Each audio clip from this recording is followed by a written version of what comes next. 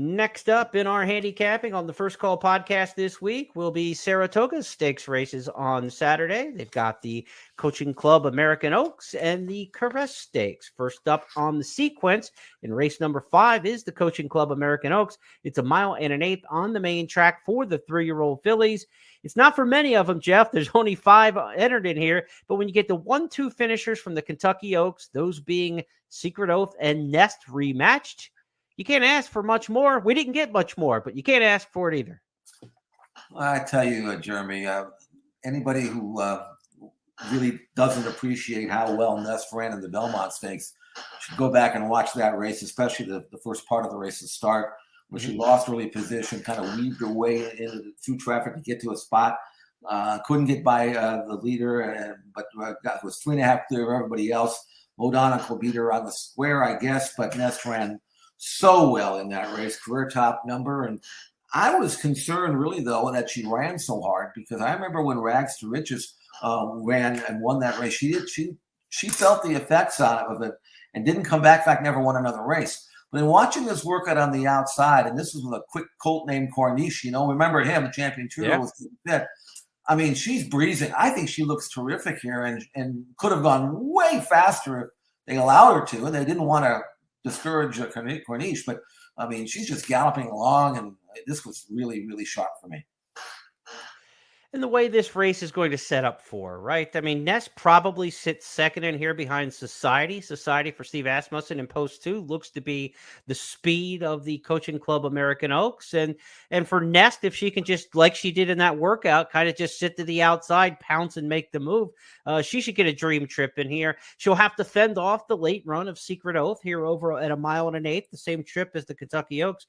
Secret Oath ran 4th in the Preakness, Jeff. She was decent that day. She wasn't outstanding. Where does she go from here? Is she one that kind of peaked through the Oaklawn Trail and on Kentucky Oaks Day, or do we see more good things for Secret Oath as his daughter of Arrogate tries Saratoga for the first time? Arrogate absolutely freaked in the Travers when he got to Saratoga. If dad passes anything down to daughter here, Secret Oath, she might be on a track that she relishes as well. Can she beat Nest with the way this race may set up? That's the question. Well, the answer is yes, she can beat her, because Secret Oath is really, really good. And we're still going to not be totally sure what version of Nest we get after that Belmont until we watch her run here. Whereas Secret Oath has been freshened since the Preakness. I look at her work tab, and she looks terrific, at least on the tab anyway, 58 right. change and those kind of works. And so, and you mentioned Arrogate. This is Secret Oath's prime situation for her, and she may flat be better than Nest. I don't know. Again, it's not. We're dealing with 5 horses. I'd be shocked if the winner isn't one or the other. I know with the 5-horse field, you got to take a stand. So I'm going to go with Nest over Secret Oath. But if you're asking me whether Secret Oath can beat Nest, I'm going to say absolutely, she can beat her. It's going to be a great race, worth watching for sure. It's good to see Butterbean back on short rest. Kenny McPeak has become the one guy in America not afraid to run his damn horses. I mean, he's bringing them back. He went on a week's rest with Rattle and Roll and something. He's running his horses this summer, and in a lot of 4 and 5 horse fields. I appreciate that. And Kenny doesn't have any long history of that backfiring on him either. He doesn't burn horses out and that sort of thing like that. So, good for him running. Good for Butterbean back after her win at Prairie Meadows, where she looked so good. This is a whole different group than she had in the Iowa Oaks, but Butterbean's got a shot in here, obviously, to pick up grade 1 black type. Somebody's running 3rd in here in a short field, and she seems kind of logical to do so. Good luck there. And again, I appreciate the fact that they are running her back. Also at Saratoga on the Saturday, we've got race number 10 on the card. It's the Caress Stakes. All right, I got the Chuvie up there on the screen now. Now we've got the Caress Stakes. Caress Stakes at Saratoga, Saturday the 23rd, is race number 10 at 5.5 furlongs for fillies and mares. Turf sprinters going at it here. And about this time last year, Jeff, Caravel made a name for herself with a major win at Saratoga. She won the stakes race in commanding fashion at even money. She was trained by Elizabeth Merriman back then. She went to Graham Motion. Now she's with Brad Cox. A lot has changed in terms of her venues, but she got back into her successful form last time out in winning the Intercontinental, going 6 furlongs at Belmont. Is she back to that good form where she won the race last year? Do you like Caravel? Do you like somebody else? Well, Caravel is tough. I mean, that 98 buyer number she earned when winning last year here at Saratoga, career top number. She did it the right way. She stalked, pounced, and then exploded.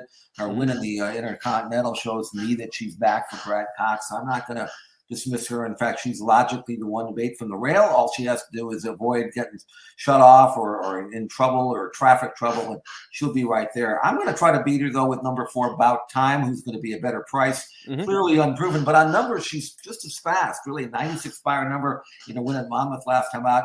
Didn't even break in this race, Jeremy, and somehow, and I liked her that day, and somehow she managed to weave her way through traffic, hit the front, and this to me was very impressive. Tells me that About Time is just about where she needs to be to win a race like this. It was the Goldwood Stakes that Jeff is talking about at Monmouth last out. Let's go back to the stretch run for About Time. You can see for yourself. And it is Robin Sparkles who's been in charge throughout, a 2-length lead. But here comes Bout Time on the outside with a menacing bid. And Bout Time takes command inside the final eighth of a mile. Honey Pants has surfaced with a late run, storming into second late. But it will be Bout Time. Bout Time, a sparkling winner of the Goldwood. She's well drawn in the 4-hole in this 10-horse field.